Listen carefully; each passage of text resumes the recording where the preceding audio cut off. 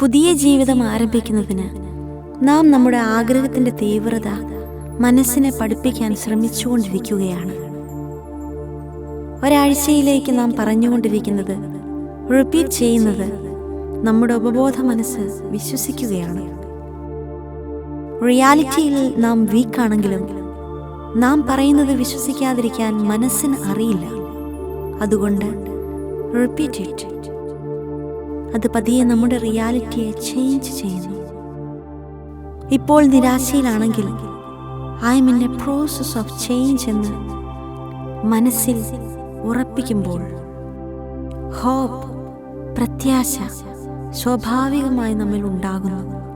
കൃപയിൽ നിറയാൻ നമ്മിൽ തടസ്സങ്ങൾ ഓരോന്നോരോന്നായി മാറിക്കൊണ്ടിരിക്കുന്നതിന് നാം ചെയ്യുന്ന ഈ എഫേർട്ട് ദൈവം ഏറെ വിലമതിക്കുന്നു.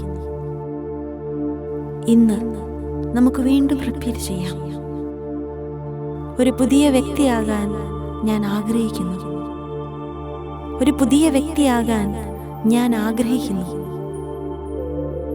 ഒരു പുതിയ വ്യക്തിയാകാൻ ഞാൻ തീവ്രമായി ആഗ്രഹിക്കുന്നു. ഒരു പുതിയ വ്യക്തിയാകാൻ ഞാൻ തീവ്രമായി ആഗ്രഹിക്കുന്നു. എൻ്റെ ആഗ്രഹം പോലെ പുതിയ വ്യക്തിയാകാൻ എൻ്റെ ദൈവം എന്നെ സഹായിക്കുന്നു.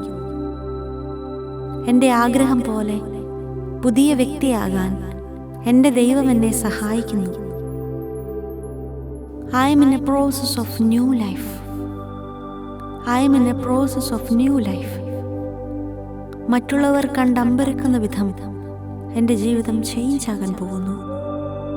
മറ്റുള്ളവർ കണ്ടമ്പരക്കുന്ന വിധം എൻ്റെ ജീവിതം ചേഞ്ച് ആകാൻ പോകുന്നു. I feel so proud of me. I feel so proud of me. I feel so happy about me. I feel so happy about me.